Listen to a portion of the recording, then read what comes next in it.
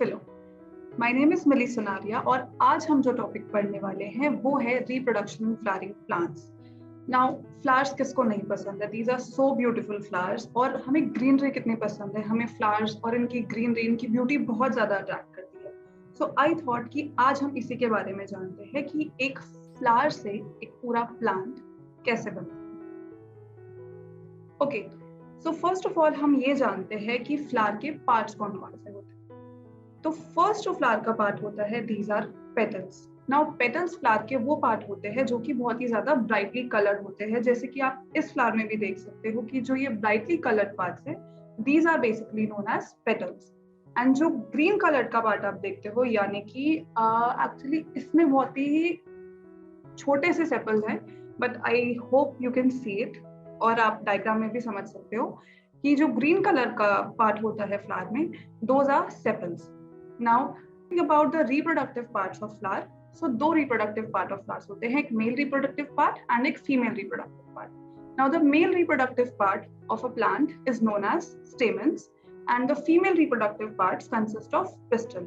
Now pistil हमारे flower में एक सिंगल प्रेजेंट होता है and stamens can be in multiple numbers. Okay, now let's talk about stamens first, यानी कि male reproductive part.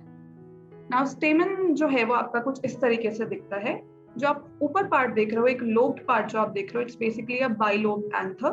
This is the first part and this long elongated structure is the filament. Now जो anther होती है, यानी कि जो आपकी bilobed anther है, उसमें प्रेजेंट होते हैं आपके पोलन ग्रेन्स। जो आप देखते हो कि फ्लावर्स पे, स्पेशली हिबिस्कस के फ्लावर पे, आपको बहुत ही पोलन ग्रेन्स बहुत ही विजिबल होते हैं clearly. So those are yellow in colour. It is not necessary कि हर प्लांट के पोलन्स येलो कलर के होंगे, बट टॉकिंग अबाउट हिबिस्कस तो आपको येलो कलर्स के पोलन्स दिखते हैं and those are sticky also, तो वो आपके फिंगर्स पे भी स्टिक करते हैं। So those are the pollen grains and pollen grains are basically the part जहाँ पे आपका male gamete present होता है, but we'll talk about that later. Now stamens के बारे में जानने के बाद अब हम जानेंगे female reproductive part के बारे में, which is the pistil.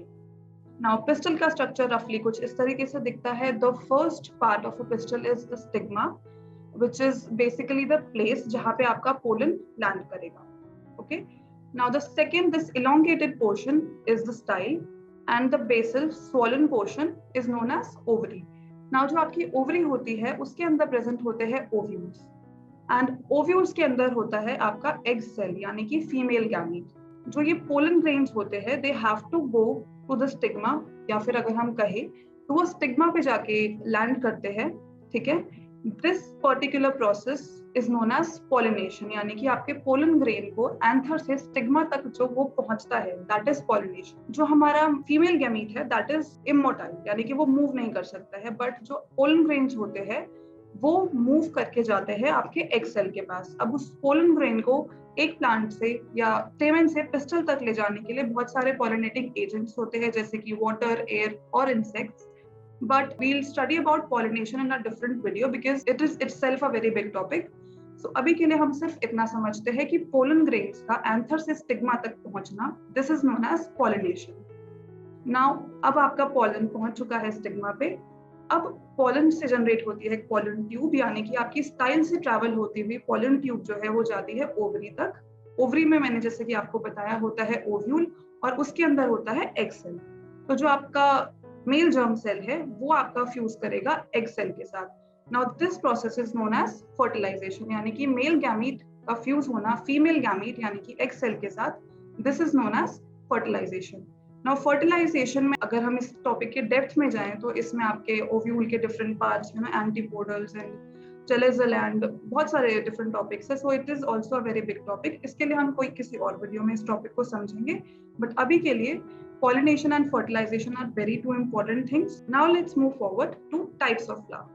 पहला टाइप है आपका फ्लावर का unisexual flower. Now unisexual flower हम उन फ्लावर्स को बोलते हैं जिसमें या तो आपकी मेल रिप्रोडक्टिव पार्ट्स होते हैं या फिर फीमेल रिप्रोडक्टिव पार्ट्स, ना कि दोनों। It is a type of flower which have either stamens और पिस्टल्स, या तो सिर्फ स्टेमन्स होंगे या पिस्टल्स होंगे। ठीक है, तो इस तरीके के फ्लावर को हम बोलते हैं यूनिसेक्सुअल फ्लावर। यूनिसेक्सुअल फ्लावर के आपके एग्जांपल्स हैं पपाया एंड वाटरमेलन। जब आपका सेकेंड टाइप का फ्लावर होता है, that is bisexual. Now bisexual हम उस फ्लावर को बोलते हैं which have both stamens and pistols, यानी कि जिसमें मेल रिप्रोडक्टिव पार्ट और फीमेल रिप्रोडक्टिव पार्ट दोनों एक साथ प्रेजेंट होते हैं।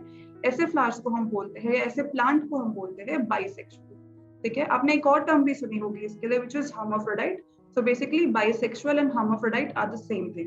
Now bisexual flowers के आपके जो examples हैं वो है hibiscus and mustard. So I hope in flowers का ये interesting topic आपको जरूर समझ आया होगा। अगर आपको और भी ऐसा किसी topic पे information चाहिए, so you can always tell us in the comment section. आप इस वीडियो को share कीजिए, like कीजिए and हमारे चैनल को subscribe कीजिए। और अगर अभी भी कोई doubt रह गया हो, so you can always ask Philip.